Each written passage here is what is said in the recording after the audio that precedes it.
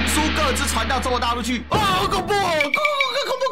民進黨，你們個資外洩查了3年了，2025年12月了，沒有任何進度，個資外洩不抓不打，小紅書那一點點，哇，搞得天崩地裂。詐騙最多不是小紅書啊，社群詐騙冠軍是速發布自己的網站，詐騙媒介比例，Google 自己49折 ，TikTok 64折啊 ，Line 200折啊 ，Meta 連頭廣告都有720折啊 ，Message 占了713，Instagram 1045折 ，Threads 2291折 ，Facebook 5500折，太扯了吧！結果呢，小紅書連排進去都排不進，可悲到了極點。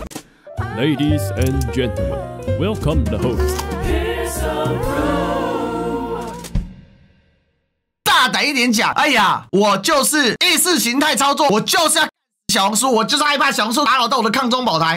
我還欣賞你一點，這個綠色民主強，民主國家人民也開始學翻牆了。學習前先暫時封鎖避免青鳥無法散布謠言，真的為台灣人感到可憐。所謂的個資啊，只要你注冊某個軟體，你的個資誰不掌握？你一個平民老百姓遵守法紀，誰會去關心你的個資？如果你犯法，哪個平台找不到你？你以為只有中國收集你的個資嗎？簡直笑話！遵守法紀第一，安全，違法亂紀的你的個資早就被各平台掌握了。你最好的辦法是永遠不用各種軟體。我跟大家講啊，2024年所有的人個資都外洩，到現在到底查去哪裡了？結果內政部說什麼？尚在調查中，尚未偵結啊，扯爆了！民進黨，你他媽個資外洩，2024年11月26號還在查，2022年10月啊就被丟到網上販售了。查了2年3年了，2025年12月了，到底進度在哪裡？過了1整年，沒有任何進度，個資外洩不抓不打，小紅書個資傳到中國大陸去，恐怖！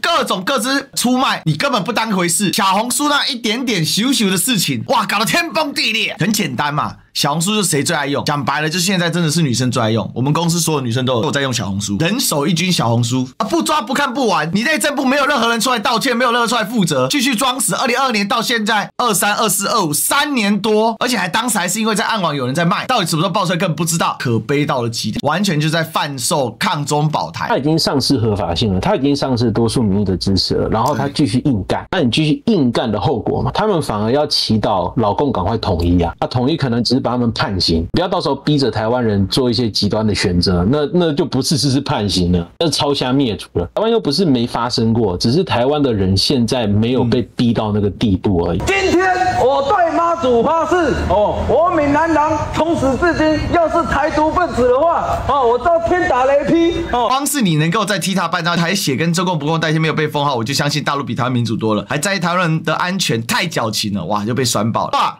阿姨，我當年沒有小紅書啊，刮到現在也沒有，一樣學會了化妝跟穿搭。有更好資訊可以看，為什麼要看詐騙呢？大家加油，希望你看小紅書，你們37歲甚至還可以生完小孩還可以長這樣，相當的自豪，對不對？然後呢，被各種酸，有沒有？你真的很需要化妝跟穿搭，難怪你長這樣。阿姨，時代不一樣，那是你的年代啊。然後我們還去研究了一下什麼？研究了一下他很自豪的這個分享。好，其實我沒有對於他的年紀為什麼有什麼個人意見啊。然後他開始各種被穿爆。他說啊，哎呀，你還是穿褲子好啦什麼的啊。他也生過孩子啊，大你14歲，結果你看起來像他阿姨。把美顏關掉了，大嬸，看來你的狀態真的很需要小紅書。老阿姨能不能把美顏關掉再說話？這影片就是為了推廣大家去用小紅書的嗎？自我感覺良好，這是37歲嗎？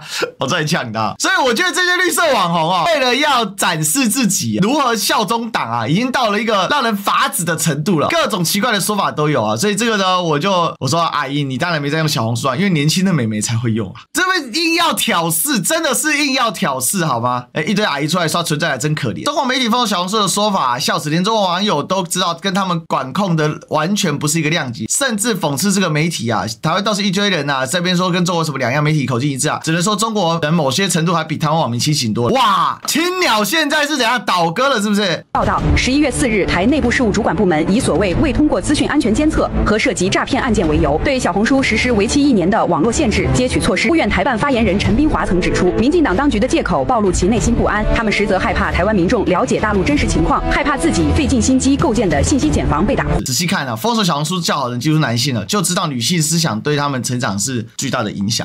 打擊詐騙一定是要做的，但是標準要一致，也要用对方法，不要讓大家覺得現在的做法沒有章法，甚至別有目的。卓院長現在是要用言論不自由對付言論不自由嗎？反中反到自己變成共產黨，我想這個人民會無法理解，也沒辦法接受。台灣這次他說的詐騙，據我所知，小紅書對於詐騙的那個管理是非常非常嚴格的。大陸從來沒有把這個交流的路給封掉。你說我這兒有人被詐騙了，我需要了解這幾個案件，你覺得他們會說行會這樣嗎？他這個即刻實施，不但沒有給台灣民眾任何的準備時間，對，他都沒有給他自己準備時間。你看他现在封了個什麼東西？封一半一半的，就是什麼有的 APP 能上，有的 APP 不能上，然後網頁封了，改個 DNS 又能上，他自己都没有給自己有準備時間，他就一拍腦袋，我封了吧。以前给中国大陸最重要的2點，一個是軍工操作頁，一個說建牆。操作頁你操不好，建牆你也建不好。所以我說可笑，就是這是個可悲的一個內容。今天你要封，至少你的理由要正當嘛。什麼詐騙，找這個詐騙這個理由簡直是荒唐到了極點。台灣太子集團嘛，幾千億的，你有抓嗎？這一次小紅書被封啊，好，那我這2天有遇到一個大姐，對，她就跟我講說，哎呦，那個大陸啊，那個詐騙集團很多。我說對啊，但是都是台灣人，這句話很重要啊。自己台灣人詐騙，你叫人家就提供資料，那是你的事情啊，又不是人家的事情，為什麼人家提供給你？就我從詐騙這個事情來講啊，就首先中國大陸這邊對於詐騙的打擊是很嚴厲的，有一點是要歸老共在管着，所以詐騙金額比較低。這幾天不是把 Facebook 各種的社交軟體那個詐騙金額給列出來了嗎？那小紅是最低的。民進黨說他給小紅書發函叫他配合，然後小紅書不予回應，對吧？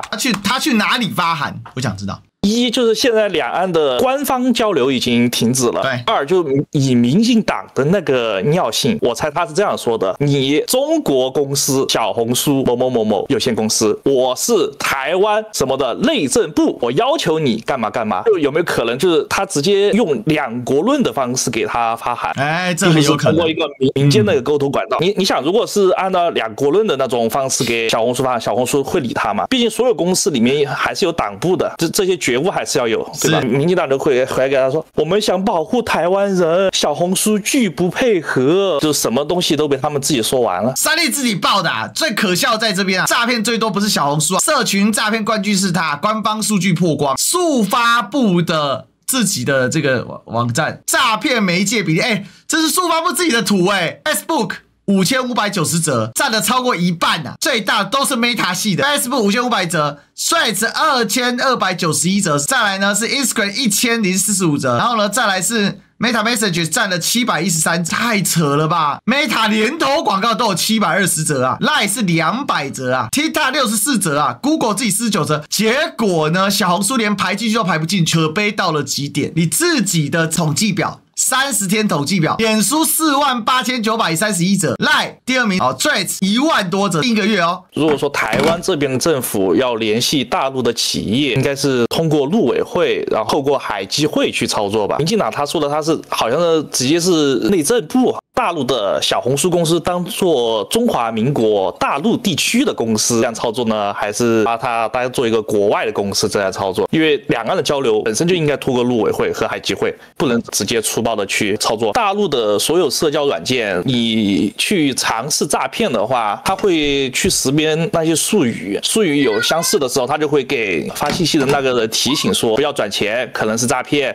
包括你剛才那個圖片裡面的 TikTok 詐騙率也很低，那個也是用了就是現在大陸有的那個同樣的技術再去操作這些東西。大陸對於這一塊是管得非常非常嚴格。對 TikTok 雖然它不歸大陸管，但是它的那些底層的那些程序啊，也能保證大家比較少受詐騙的騷擾。真要打臉就是這樣嘛，這史上最打臉就是這一次。就反正我就搞你，你怎麼樣啊？小紅書2年1706件 ，Meta 一周是幾件呢？小紅書呢2年1706件 ，Meta 公布數據光從11月16到11月22 6410件 ，Meta 佔了72.98%，光一周就有4678件。也就是說，小紅書勤勤懇懇騙了2年吶、啊，只夠Meta 一個禮拜就騙他了3倍。這個內政部刑事局表示呢，10月14號發函請小紅書母公司依法提出具體改善作為。小紅書已讀不回，哎，這就回到剛才所講的，那你到底發函給誰啊？7月表示呢，臉書、Google、Line 甚至 TikTok 都有依法在台灣設立法律代表人，配合我們的執法要求。小紅書不回應，也拒絕提供調閱資料，政府當然要出手。問題是人家根本就沒有收到你的訊息，你怎麼知道？對吧？不不回應就是怎樣？臉書有提供資料，就看10月14號案件有顯著控制嗎？臉書向來在台灣有配合，但是問題臉書是台灣絕對詐騙主力啊。其實這臉書問題還是你們有問題啊，所以只有小紅書發生詐騙沒有落地嗎？綠媒的各種代表都什麼？都說啊，因為小紅書在台灣沒有設置法律代表人啊，2年有1700件，好恐怖啊，對不對？青鳥這個也有青鳥來給我貼啊，哎呦天哪，好可怕啊，嚇死人啊！哎呀，隨便騙都可以把小紅書給碾壓，各種通報都是 Meta 站上絕對的主力 ，Meta 占72.96%，這是他自己的資訊，根